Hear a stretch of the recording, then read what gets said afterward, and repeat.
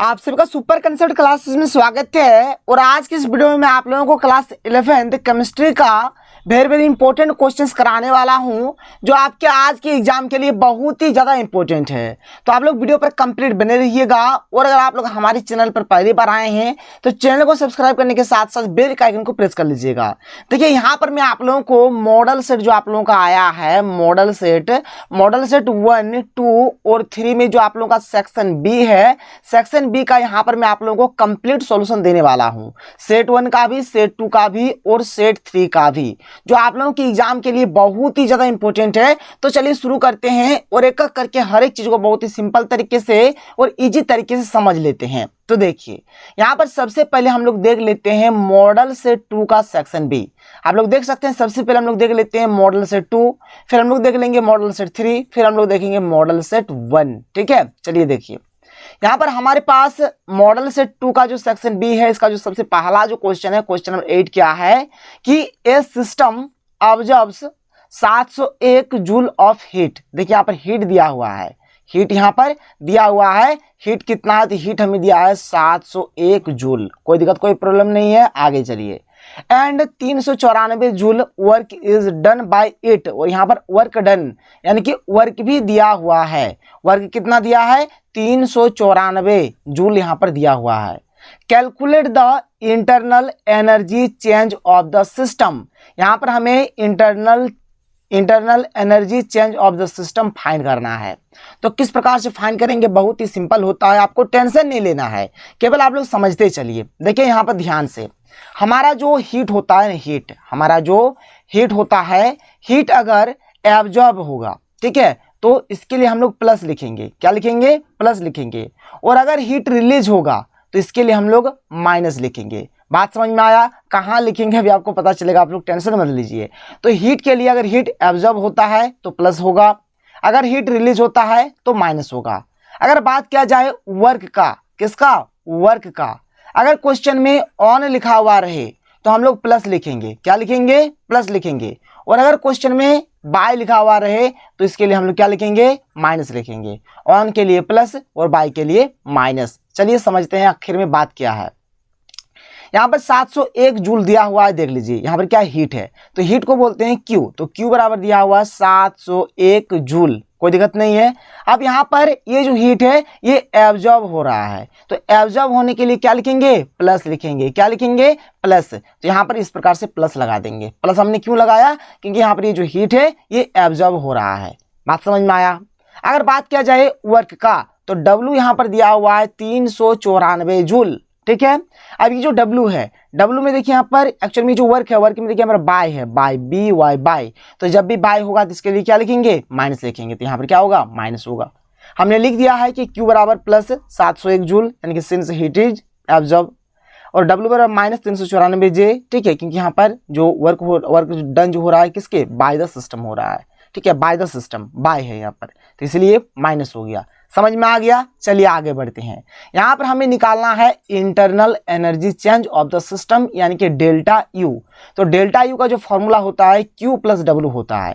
तो Q का मान है प्लस 701, यहाँ पर बीच में प्लस है तो प्लस दे दिया, और W का मान है माइनस 394। 701 का 701 प्लस माइनस माइनस 394, 701 में 394 चला जाएगा तो 307 जूल बचेगा, और ये हो जाएगा 307 जूल इसका सही उत्तर। बात समझ में आ रहा है? चलिए आगे बढ़ते हैं। आगे चलिए, अगला जो प्रश्न है हमारे पास, अगला प्रश्न देख लेते हैं। तो अगला प्रश्न यहाँ पर देख लीजिए। अगला प्रश्न हम लोग यहाँ पर जो दिया गया है सिग्मा बॉन्ड और पाई बॉन्ड का है। ठीक है, अगर सिंगल बॉन्ड रहेगा, क्या रहेगा? सिंगल बॉन्ड, तो इसमें एक तो क्या होगा? सिग्मा बॉन्ड होगा। अगर हमारा डबल बॉन्ड रहता है तो यहाँ पर एक तो सिग्मा बॉन्ड और एक तो पाई बॉन्ड होगा।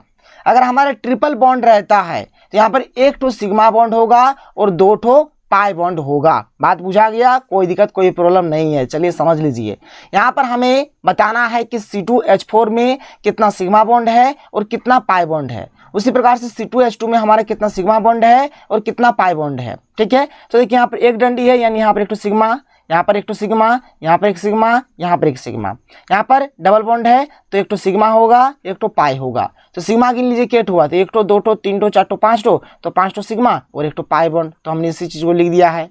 C2H2 का बात किया अगर जाए तो देखिए यहाँ पर एक तो बॉन्ड है, इसलिए यहाँ पर एक तो सिग्मा, यहाँ पर भी एक तो बॉन्ड है इसलिए एक तो सिग्मा। यहाँ पर देखिए 3 तो है, तो 3 तो में क्या होता है, एक तो सिग्मा होता है और 2 तो पाई होता है, एक तो सिग्मा और 2 तो पाई। तो सिग्मा टोटल क्या हो गया, 1 तो 2 तो 3 तो 3 तो सिग्मा हो गया, और पाई क्या हो गया 2 तो 1 तो 1 तो 2 तो पाई हो गया। तो इस प्रकार से आप लोग बना लीजिएगा, कोई प्रॉब्लम कोई दिक्कत नहीं होगा। चलिए आगे बढ़ते हैं। अगला जो क्वेश्चन है क्वेश्चन नंबर 10, क्वेश्चन नंबर 10 देख लेते हैं क्या है।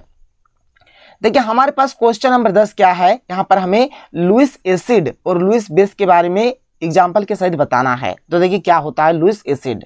तो लुईस एसिड क्या है कि any substance which can accept a lone pair of electrons from another substance forming a coordinate bond is called a Lewis acid. देखिए जब हमारा कोऑर्डिनेट बॉन्ड मतलब यहाँ पर बनता है, उस केस में क्या होता है, मतलब समझ लीजिए कि ऐसा सब्सटेंस ऐसा पदार्थ जो क्या करता है किसी दूसरे सब्सटेंस से लोन पेयर इलेक्ट्रॉन्स ले लेता है, ठीक है, उसी को क्या बोलेंगे, लुईस एसिड बोलेंगे। मतलब बात यहाँ पर ये रखिए ना याद कि जो जब हमारा कोऑर्डिनेट बॉन्ड बनता है तो उस केस में जो पदार्थ लोन पेयर इलेक्ट्रॉन को एक्सेप्ट करता है दूसरे सब्सटेंस से, इनके दूसरे पदार्थ से, तो वही हो जाएगा हमारा लुईस एसिड। तो यहाँ पर BF3 हो जाएगा। तो यहाँ पर देखिए क्या होगा, यहाँ पर ऐसा सब्सटेंस जो क्या करेगा लोन पेयर इलेक्ट्रॉन को एक्सेप्ट करेगा, क्या करेगा, एक्सेप्ट करेगा, ये हो जाएगा लुईस एसिड। और अगर हम लोग बात करें लुईस बेस का, तो यहाँ पर क्या होगा, ऐसा सब्सटेंस जो क्या करेगा लोन पेयर इलेक्ट्रॉन को डोनेट करेगा। देखिए एक आदमी डोनेट करेगा तब ना दूसरा आदमी एक्सेप्ट करेगा, तो यहाँ पर वही बात हो गया। तो यहाँ पर क्या करेगा, ये डोनेट करेगा, ठीक है, कब, तो कोऑर्डिनेट बॉन्ड जब बनेगा उस टाइम, तो उसी को क्या बोलेंगे, लुईस बेस बोलेंगे। और ये रहा आपका एक जीता जागता उदाहरण। अब इसको आप लोग ऐसे भी समझ सकते हैं, देख लीजिए यहाँ पर ये जो आपका NH3 है तो NHHH, यहाँ पर 2 लोन पेयर इलेक्ट्रॉन है, और BF3 को हम लोग इस प्रकार से लिखेंगे। ये क्या करेगा, इसको दे देगा अपना लोन पेयर इलेक्ट्रॉन और ये एक्सेप्ट कर लेगा, और यहाँ पर कोऑर्डिनेट बॉन्ड बनेगा जिसका साइन ये वाला है, यह इस प्रकार से जहां पर भी रहे इसका माने होता है कोऑर्डिनेट बॉन्ड। बात क्लियर, बात समझ में आ रहा है। चलिए आगे बढ़ते हैं, अगले क्वेश्चन को चलते हैं। अगला प्रश्न क्या है देख लीजिए। अगला प्रश्न हमारा ग्रुप 14 पर बेस्ड है। ग्रुप 14 से हमें लिखना है।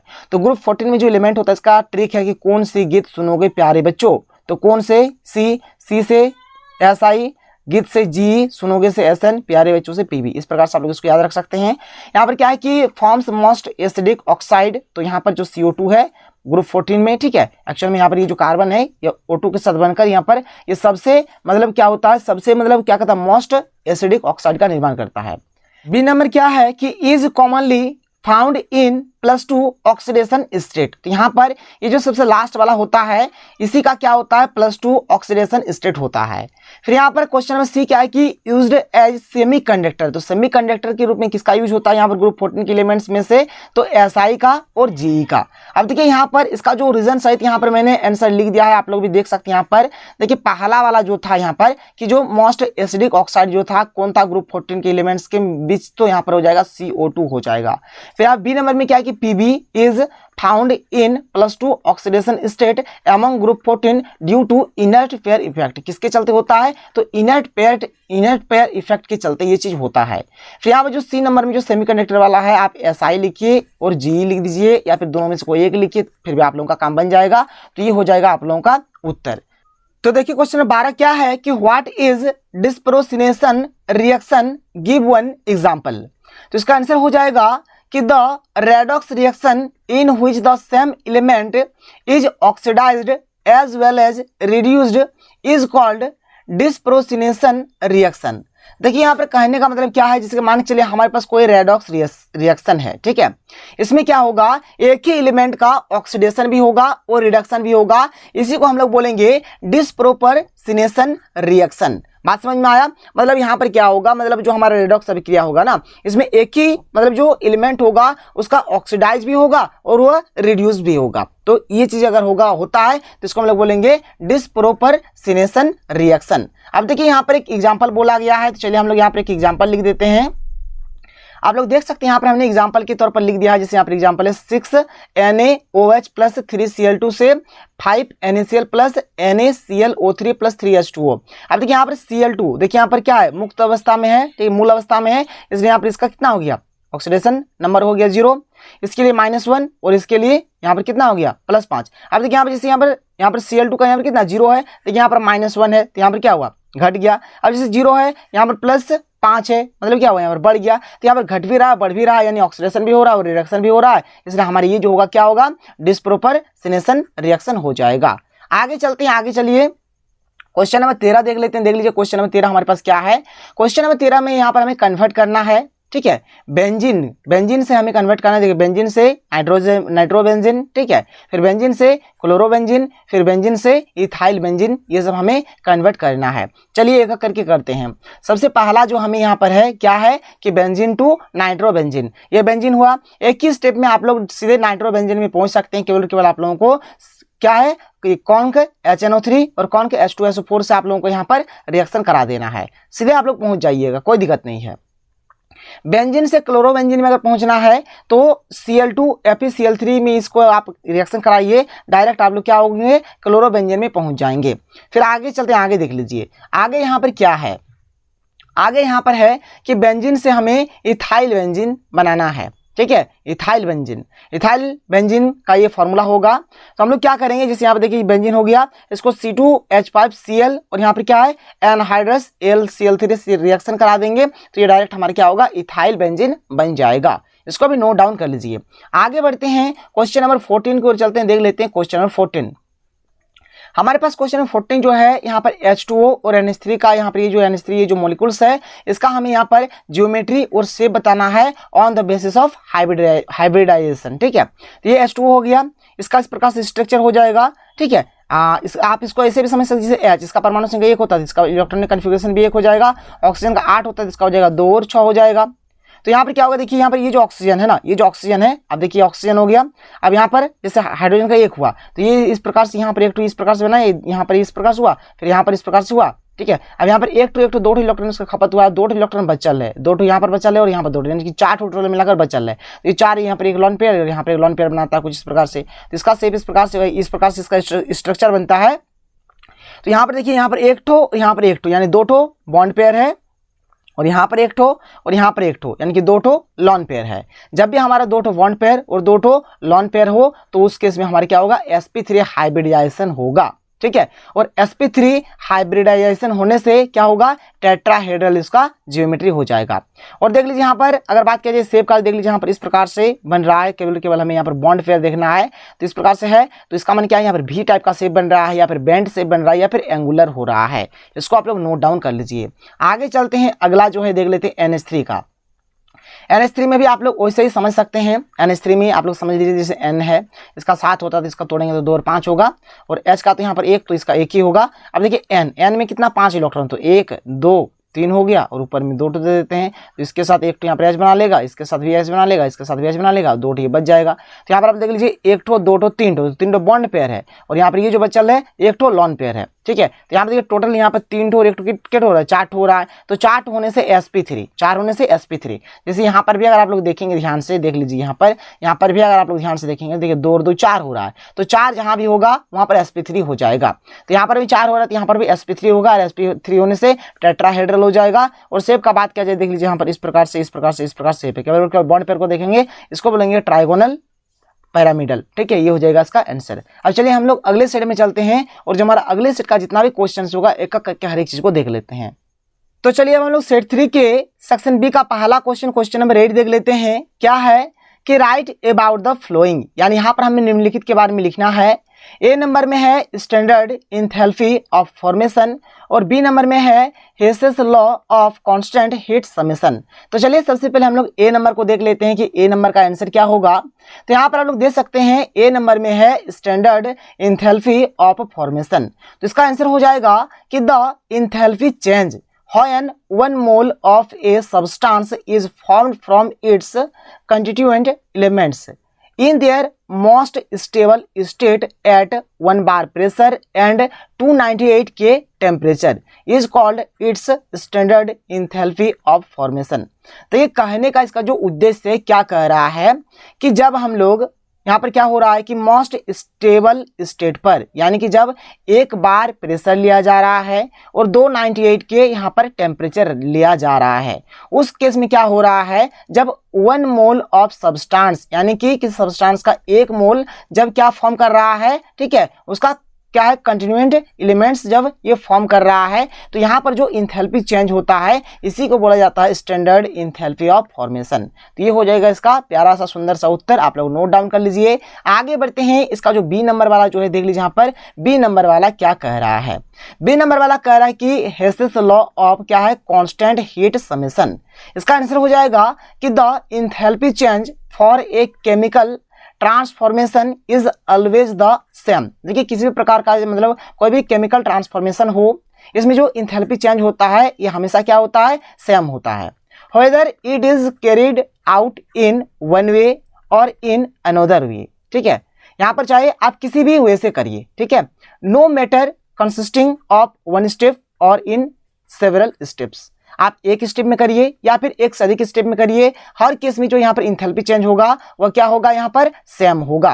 मतलब कहने का मतलब अगर आप लोग यहाँ पर समझिएगा तो आप लोग इसको समझ सकते हैं। देख लीजिए, जैसे कि मान के चलिए यहाँ पर ए, ठीक है, जैसे यहाँ पर मैं समझा देता हूँ। जैसे मान के चलिए यहाँ पर ए है और यहाँ पर बी है, ठीक है। आप मान के चलिए यहाँ से आप एक ही स्टेप में यहाँ तक पहुँच गए, या फिर मान के चलिए आपने क्या किया, यहाँ पर पहले आपने यहाँ से ए से आपने आया सी, फिर सी से आया आपने डी, फिर डी से आया आपने ई और ई से आया आपने बी।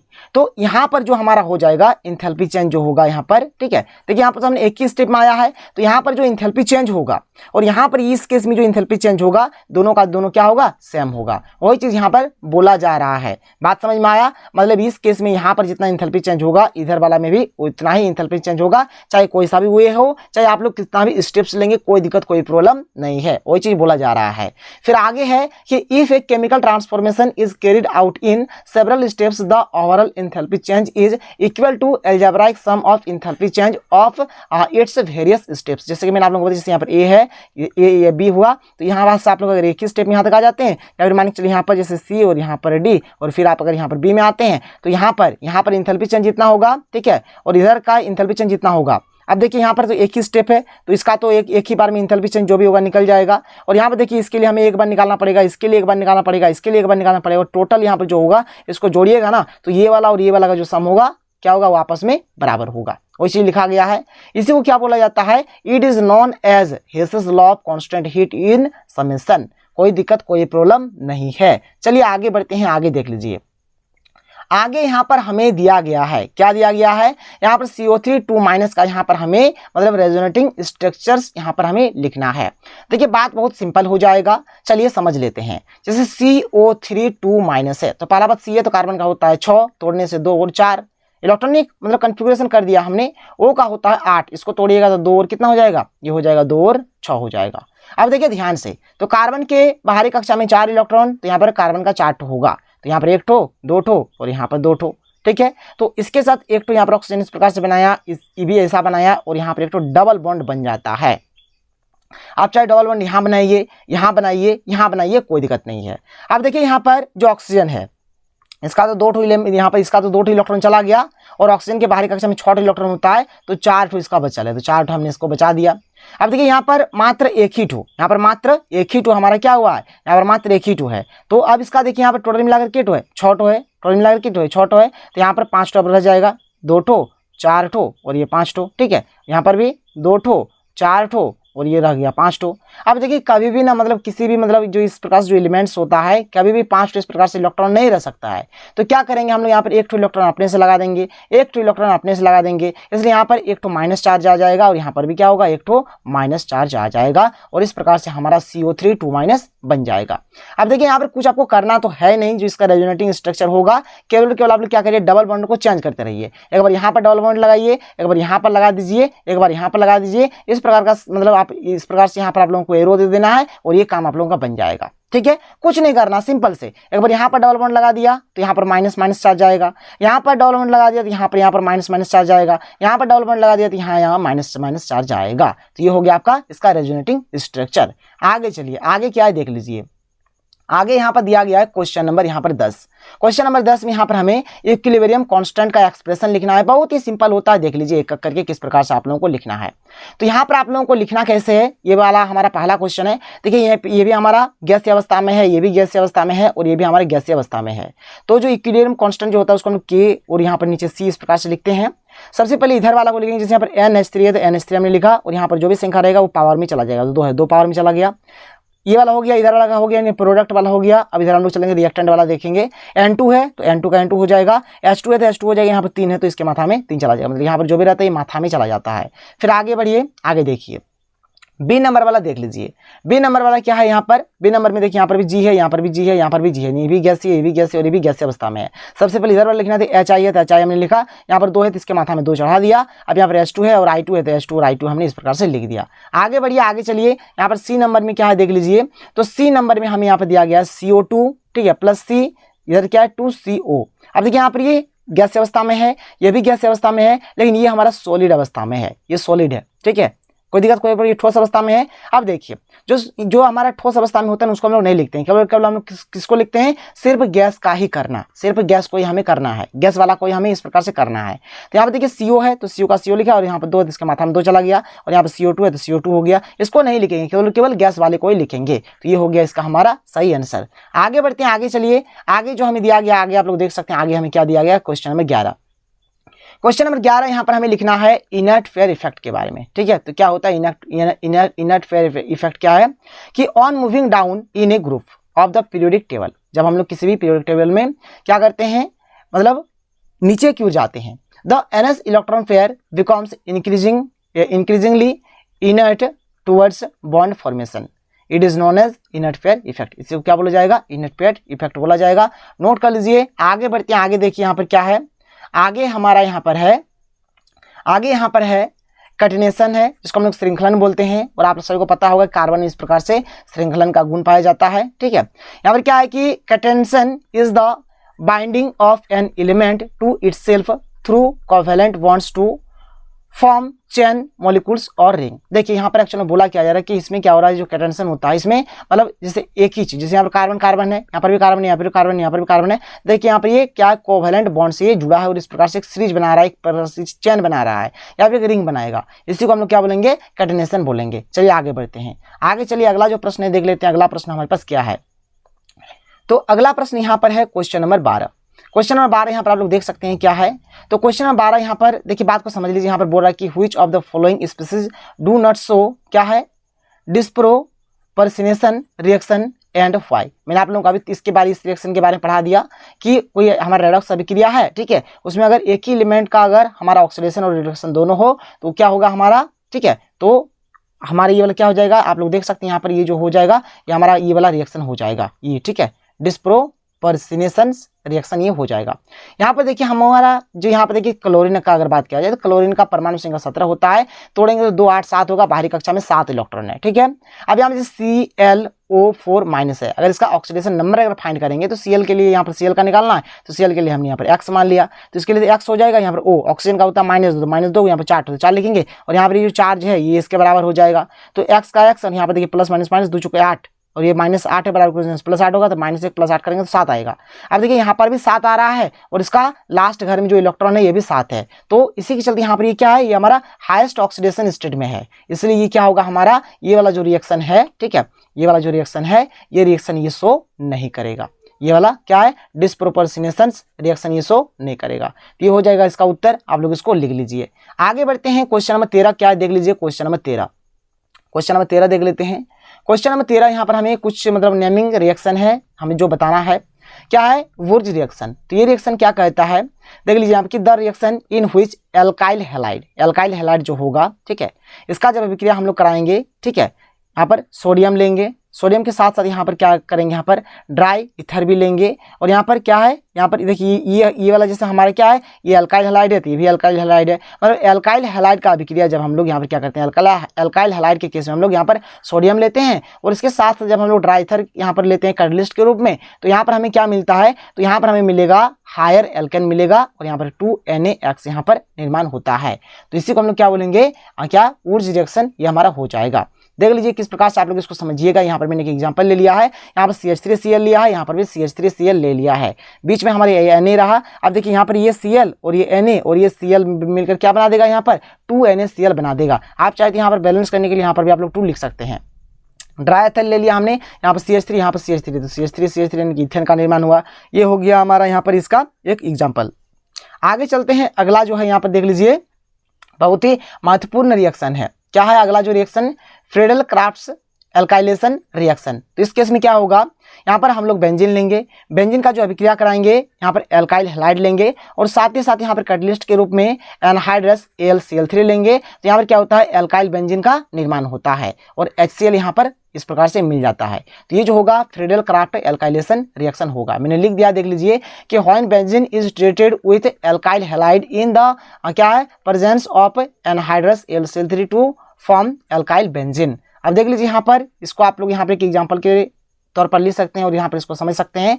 जैसा मैंने ले लिया यहाँ पर CH3Cl, यहाँ पर एनहाइड्रस AlCl3 रखा, तो यहाँ पर मिथाइल बेंजीन और यहाँ पर HCl इस प्रकार से निर्माण हो गया। आगे बढ़ते हैं। देखिए एक्चुअल में होता क्या है कि यहाँ पर ये जो CH3 होता है ना, ये वाला यहाँ पर लग जाता है, बस और कुछ नहीं करना है आप लोगों को। अब अगला जो है क्वेश्चन नंबर 14 देख लीजिए, फिर हम लोग सेट 1 में चलेंगे। 14 क्या है कि explain why the given compound is not aromatic. यहाँ पर इस प्रकार से ये जो दिया गया है, ठीक है। पहला बात तो ये क्या कर रहा है, ये sp3 हाइब्रिडाइज्ड है, ठीक है।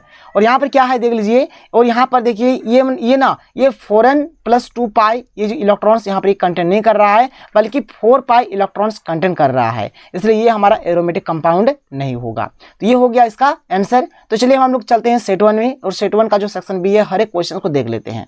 जो आप लोगों का मॉडल सेट 1 है, ठीक है, मॉडल सेट 1 का जो सेक्शन बी है बहुत ही ज्यादा यहाँ पर इंपॉर्टेंट क्वेश्चंस दिया हुआ है। तो एक एक करके हम लोग क्या करेंगे, हर एक क्वेश्चंस को बहुत ही सिंपल तरीके से और इजी तरीके से समझेंगे। तो देखिए हमारे पास जो सबसे पहला वाला जो क्वेश्चन है, यानी कि जो क्वेश्चन नंबर 8 है, आप लोग देख सकते हैं क्या है। यहाँ पर हमें क्या करना है, जो डेल्टा H है और जो डेल्टा U है, इन दोनों के बीच का हमें यहाँ पर रिलेशन को डिराइव करना है, यानी बताना है कि डेल्टा H और डेल्टा U में क्या रिलेशन है। देखिए बहुत सारे मतलब हिंदी मीडियम के बच्चे कमेंट्स कर रहे हैं कि सर हिंदी से बता दीजिए। तो देखिए अगर हो सके, अगर पॉसिबल हो पाएगा तो मैं आप लोगों को रात तक हिंदी का भी वीडियो दे दूंगा।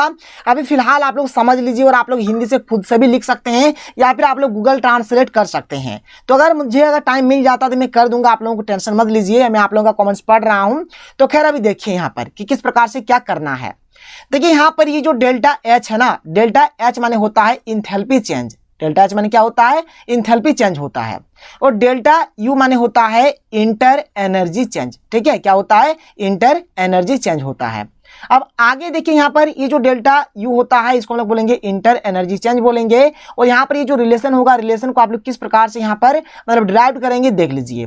यहाँ पर हम लोग क्या करते हैं, यहाँ पर हम लोग 2 गैसेस सिस्टम ले लेते हैं। क्या करते हैं, गैस का 2 हम लोग सिस्टम ले लेते हैं। तो ये हमने लिखा है, और देखिए यहाँ पर हमने क्या किया है, गैस का 2 सिस्टम ले लिया है। मान के चलिए हमारे पास सिस्टम ए है और ये हमारा सिस्टम बी है। तो हम लोग यहाँ पर क्या करेंगे, ये जो सिस्टम ए है इसको हम लोग क्या करेंगे, बी में ट्रांसफॉर्म करेंगे। क्या करेंगे, बी में ट्रांसफॉर्म करेंगे। और चीज यहाँ पर हमने लिखा है कि let us consider the following transformation of gases system A into gases system B at constant temperature and pressure. और यहाँ पर जो हमारा टेम्परेचर है और जो प्रेशर है ये कांस्टेंट है।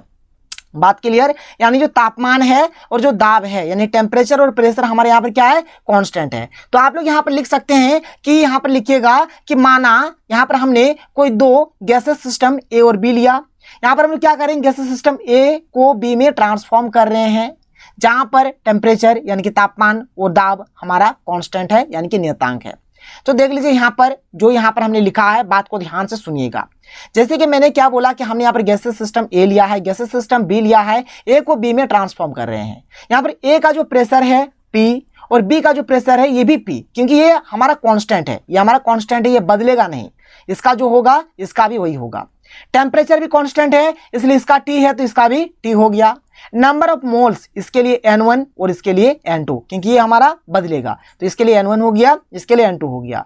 बात किया जाए वॉल्यूम का, तो इसके लिए V1, इसके लिए V2। बहुत ही सिंपल है, टेंशन ही नहीं लेना है। आगे चलिए, आप लोग आइडियल गैस इक्वेशन जानते हैं। जो हमारा आइडियल गैस इक्वेशन होता है, क्या होता है, PV बराबर होता है nRT। PV बराबर क्या होता है, nRT। तो देखिए P के जगह पे P ही रहेगा, तो V के जगह पे पहला वाला का V1 है, दूसरा वाला का V2 है। बात क्लियर। और यहाँ पर ये जो N है, N के जगह पे पहला वाला का N1 और दूसरा वाला का N2। बात करके RT और ये PP दोनों सेम टू सेम है। तो इसको हमने यहाँ पर समीकरण 1 मान लिया, इसको हमने समीकरण 2 मान लिया। अब हम लोग क्या करेंगे, 2 में क्या करेंगे, 1 को माइनस कर देंगे, यानी कि 2 - 1 हम लोग यहाँ पर कर देते हैं। तो देख लीजिए यहाँ पर हमने क्या किया है कि 2 - 1 कर दिया, यानी कि 2 में हम लोग क्या करेंगे, 1 को घटा देंगे। जब घटा देंगे तो क्या होगा, तो हमें मतलब 2 में घटा रहे तो PV PV2 माइनस PV1 हो जाएगा बराबर N2RT माइनस N1RT हो जाएगा। अब यहाँ पर P कॉमन मिल रहा है, P हमने कॉमन ले लिया तो V2 माइनस V1 हो गया। यहाँ पर देख लीजिए, यहाँ पर RT कॉमन मिल रहा था, RT कॉमन ले लेते N2 माइनस N1 हो गया। तो P का P अब देखिए V2 माइनस V1 है तो इसके लिए हमारा हो जाएगा डेल्टा V हो जाएगा। क्या हो जाएगा? V2 माइनस V1, तो यहाँ पर हो जाएगा डेल्टा V, क्योंकि यहाँ पर चेंज हो रहा है। अब आगे देखिए, यहाँ पर N2 माइनस N1 है तो इसके लिए डेल्टा N होगा। क्या होगा? डेल्टा N होगा। लेकिन यहाँ पर अगर हम लोग गैसेस के लिए देखें तो गैसेस के लिए यहाँ पर आप लोग यहाँ पर एक तो G लगा दीजिए, G माने हो गया आपका गैस, कोई दिक्कत नहीं है। तो बात वही रहा कि यहाँ पर ये डेल्टा N ही हो रहा है, बस यहाँ पर गैसेस के लिए ले रहे हैं इसलिए हमने G लिखा और ये RT का RT। तो यहाँ तक आप लोगों को शायद समझ में आ रहा होगा। इसको हमने समीकरण नंबर 3 मान लिया। क्या मान लिया? समीकरण नंबर 3 मान लिया। अब आगे देखिए, आगे हमने लिखा है कि वी नो दैट, हम लोग जानते हैं कि डेल्टा H बराबर delta U plus P delta V होता है। तो डेल्टा H के लिए डेल्टा H, डेल्टा U के लिए डेल्टा U, और ये जो P डेल्टा V है इसके लिए हो यहाँ पर जो अभी हमने समीकरण जो 3 में हमने लाया है, आप लोग देख सकते हैं समीकरण 3 हमारा क्या है, आप लोग देख लीजिए। यहाँ पर P डेल्टा V जो है डेल्टा NGRT है, तो डेल्टा NGRT हमने यहाँ पर लिख दिया। अब यहाँ पर आगे ध्यान से सुनिएगा, देख लीजिए यहाँ पर ये जो हमारा डेल्टा NG है क्या है, तो ये है change in number of moles of gases species. ठीक है, कोई दिक्कत कोई प्रॉब्लम नहीं है, नोट करिए। आगे बढ़ते हैं, अगले क्वेश्चन की ओर चलते हैं और अगला क्वेश्चन देख लेते हैं। देख लीजिए अगला क्वेश्चन। अगला जो क्वेश्चन है हमारे पास क्वेश्चन नंबर 9, बहुत ही सिंपल क्वेश्चन है लेकिन बच्चे समझ नहीं पाते हैं। क्वेश्चन नंबर 9 क्या बोल रहा है कि which out of NH3 and NF3 has higher dipole moment and why. यहाँ पर देखिए हमारे पास एक तो NH3 दिया हुआ है और एक तो NF3 दिया है। हमें बताना है कि इन दोनों में से किसका अधिक यहाँ पर क्या है, डाइपोल मोमेंट होगा। मतलब NH3 का अधिक डाइपोल मोमेंट होगा या फिर NF3 का होगा। अब जिसका भी होगा तो क्यों होगा, यानी कि व्हाई, क्यों हो रहा है, ये भी चीज हमें बताना है। तो चलिए समझते हैं। देख लीजिए यहाँ पर अगर हम लोग बात करें इलेक्ट्रोनेगेटिविटी का, किसका? इलेक्ट्रोनेगेटिविटी का, तो देखिए H का इलेक्ट्रोनेगेटिविटी होता है 2.1। कितना होता है? 2.1। N का होता है 3.0 और F का होता है 4.0। ये हो गया हमारा इलेक्ट्रोनेगेटिविटी। कोई दिक्कत कोई प्रॉब्लम नहीं है। अब आगे बढ़ते हैं, आगे ध्यान से सुनिएगा, आगे ध्यान से सुनिएगा, आप लोगों को हर एक चीज समझ में आ जाएगा। बात क्लियर हो रहा? कोई दिक्कत नहीं, कोई प्रॉब्लम नहीं है। अब ध्यान से देखिए, अब ध्यान से देखिए, यहाँ पर एक पॉइंट हमने लिख दिया है कि जिसका इलेक्ट्रोनेगेटिविटी अधिक होगा वह इलेक्ट्रॉन को खींचेगा। जिसका इलेक्ट्रोनेगेटिविटी क्या होगा? अधिक होगा, वह इलेक्ट्रॉन को खींचेगा। अब चलिए हम लोग यहाँ पर क्या करते हैं, सिंपल से यहाँ पर हम लोग इलेक्ट्रोनेगेटिविटी को देखेंगे और स्ट्रक्चर हम लोग अभी बना लेते हैं अपने से। जो बना हुआ है उसको मारिए गोली। अभी आप लोग ध्यान से सुनिए, ठीक है। देखिए जैसे यहाँ पर हमारे पास एक तो NH3 हो गया। चलिए अब सबसे पहले हम लोग NH3 के लिए बना लेते हैं। NH3 के लिए तो N हो गया, यहाँ पर H होगा, यहाँ पर H होगा, यहाँ पर H होगा, और यहाँ पर हमारे दो ठो यहाँ पर क्या होता है, लॉन पेयर इलेक्ट्रॉन इस प्रकार से रह जाता है। NF3 का अगर बात करें, अगर हम लोग इस साइड में NF3 का बना लेते हैं तो ये हो गया N हो गया, इधर हमारा F हो जाएगा एक ठो, यहाँ पर हो गया एक ठो, दो ठो, ये हो गया एक ठो, तीन ठो हो गया, और यहाँ पर भी दो ठो हमारा लॉन पेयर इलेक्ट्रॉन रह जाता है। कोई दिक्कत कोई प्रॉब्लम नहीं है, बात समझ में आ रहा है। चलिए आगे बढ़िए। अब यहाँ पर ध्यान से देखिएगा, मैंने अभी आप लोगों को बताया कि जिसका इलेक्ट्रोनेगेटिविटी ज्यादा होगा वह इलेक्ट्रॉन को खींचेगा। अब देखिए यहाँ पर कौन खींचेगा, यहाँ पर हमारे पास एक तो N है, एक तो H है, एक तो N है, एक तो H है। अब N का जो हमारा होता है ना, N का जो इलेक्ट्रोनेगेटिविटी होता है 3 होता है, यानी कि 3.0 होता है। कितना होता है? 3.0 होता है। और H का होता है 2.1। तो यहाँ पर N का ज्यादा है। किसका ज्यादा है? N का ज्यादा है। तो ये क्या करेगा? N क्या करेगा? खींचेगा। तो ये इस प्रकार से इसके इलेक्ट्रॉन को खींच रहा है, देख लीजिए, ठीक है। ये भी इस प्रकार से इसके इलेक्ट्रॉन को खींच रहा है, देख लीजिए। ये भी इसके इलेक्ट्रॉन को इस प्रकार से खींचेगा, देख लीजिए। कोई प्रॉब्लम कोई दिक्कत नहीं है। अगर हम लोग इधर का बात करें तो देखिए N का तो हमारा 3.0 होता है और यहाँ पर F का होता है 4.0। तो यहाँ पर इस केस में NF3 में यहाँ पर F का ज्यादा हो जाएगा। किसका ज्यादा होगा? F का ज्यादा होगा। होगा कि नहीं होगा? बिल्कुल होगा। तो F का ज्यादा होगा तो F यहाँ पर खींचेगा। तो इस प्रकार से देख लीजिए, यहाँ पर F इस प्रकार से खींच रहा है, अपनी ओर खींचेगा, इस प्रकार से ये अपनी ओर खींच रहा है, इस प्रकार से ये अपनी ओर खींच रहा है। तो यहाँ पर F खींचेगा। अब देखिए जो हमारा लॉन पेयर जो इलेक्ट्रॉन हो जाता है, जो यहाँ पर बच के है, देख लीजिए ये वाला, ये क्या करेगा, यहाँ पर इसका जो होता है ना साइन कुछ इस प्रकार से होता है, ऊपर की ओर होगा। यहाँ पर भी हमारा लॉन पेयर है तो इसका भी क्या होगा? ऊपर की ओर होगा। बात यहाँ तक समझ में आ रहा है? बिल्कुल आ रहा है। अब यहाँ पर ध्यान से सुनिए और देखिए, अगर हम लोग NH3 का बात करेंगे तो ये जो तीर वाला है, ये जो तीर तो है ऊपर की ओर है, और यहाँ पर ये जो H वाला है, यहाँ पर भी ये सब जो तीर है सब ऊपर ऊपर है, ठीक है। माने यहाँ पर बात को समझिए, यहाँ पर जो तीर सब है सब क्या है? ऊपर ऊपर है। और यहाँ पर अगर आप लोग देखेंगे तो एक ठो ऊपर है तो आपका दूसरा वाला नीचे की ओर। इसमें अगर आप लोग देखें तो एक तो ऊपर की ओर है, दूसरा क्या है नीचे की ओर है। बात क्लियर, बात बुझा रहा है। यहाँ पर दोनों एक ही डायरेक्शन में है और यहाँ पर क्या है, एक तो ऊपर है तो एक तो नीचे है, यानी यहाँ पर ऑपोजिट डायरेक्शन में है और यहाँ पर सेम डायरेक्शन में है। तो देख लीजिए सेम डायरेक्शन में होने से क्या होता है और अपोजिट डायरेक्शन में होने से क्या होता है। तो यहाँ पर मैंने लिखा है कि सेम डायरेक्शन में होने से क्या होगा, डायपोल मोमेंट मैक्सिमम होगा, इसलिए यहाँ पर NH3 का जो डायपोल मोमेंट होगा वो मैक्सिमम हो जाएगा और अपोजिट डायरेक्शन में होने से डायपोल मोमेंट क्या हो जाएगा, मिनिमम हो जाएगा, कम हो जाएगा। इसलिए NF3 का जो डायपोल मोमेंट होता है ये कम होता है। बात बुझा रहा है। चलिए अब इसको लिखना है ना, तो लिख दीजिए। आप लोग शायद समझ गए होंगे, जो मैंने आप लोगों को बताया आप लोग समझ गए होंगे। वही चीज को मैंने लिख दिया जो वहां पर लिखा, हमने बताया आप लोगों को कि NH3 has higher dipole moment than NF3 because in NH3 molecule the resultant bond moment and the lone pair moment acts in the same direction, same direction में है। देयरफॉर NH3 हैव ग्रेटर क्या, greater net dipole moment, इसलिए यहाँ पर same direction में है, इसलिए इसका क्या हुआ, ग्रेटर डायपोल मोमेंट हो गया। आगे चलिए, अगर हम लोग यहाँ पर NF3 का बात करें तो यहाँ पर NF3 में जो है हमारा यहाँ पर क्या है, अपोजिट डायरेक्शन में है, अपोजिट डायरेक्शन में है, इसलिए यहाँ पर क्या हो जा रहा है, इसका जो डायपोल मोमेंट जो हो रहा है वो क्या हो रहा है, मिनिमम हो रहा है। कोई दिक्कत कोई प्रॉब्लम नहीं है, नोट कर लीजिएगा, ठीक है। यहाँ पर स्मॉल वही हुआ, स्मॉल मिनिमम जो भी बोलिएगा।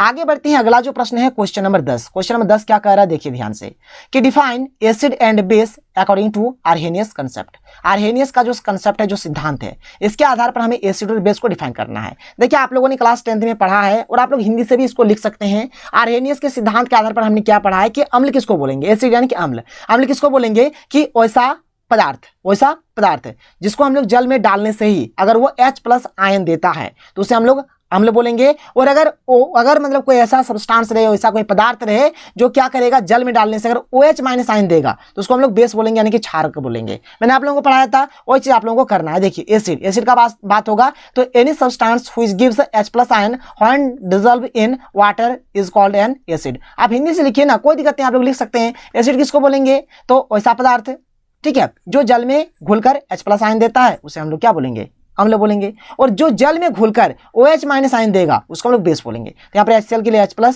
और यहाँ पर प्लस Cl-, तो यहाँ पर H+ आ, इसलिए एसिड हो गया, यानी कि अम्ल हो गया। फिर आगे देख लीजिए यहाँ पर बेस यानी कि क्षारक, तो क्षारक के लिए यह वाला हमारा हो गया। आगे चलते हैं, आगे देख लीजिए क्वेश्चन नंबर यहाँ पर 11 हमें क्या कह रहा है, क्वेश्चन 11 है कि एक्सप्लेन द फॉलोइंग। यहाँ पर एक्सप्लेन करना, पहला जो है कि PbX2 is more acidic then PbX4। यहाँ पर PbX2 जो है यह अधिक एसिडिक है, किससे, तो PbX4 से। तो क्यों, तो देखिए PbX2 have +2 oxidation state. PbX2 के पास क्या है, +2 ऑक्सीडेशन स्टेट है, while PbX4 have +4 oxidation state. और PbX4 के पास क्या है, +4 ऑक्सीडेशन स्टेट है।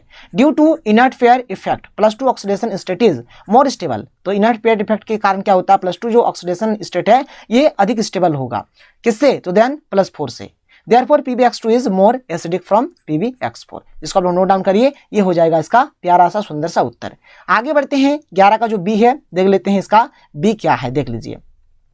तो 11 का यहाँ पर B है क्या है कि कार्बन शोज क्या है, catenation property but lead does not. यहाँ पर कार्बन जो है श्रृंखलन मैंने देखिए इस प्रकार से कार्बन हमारा क्या होता है, चलते चला जाता है।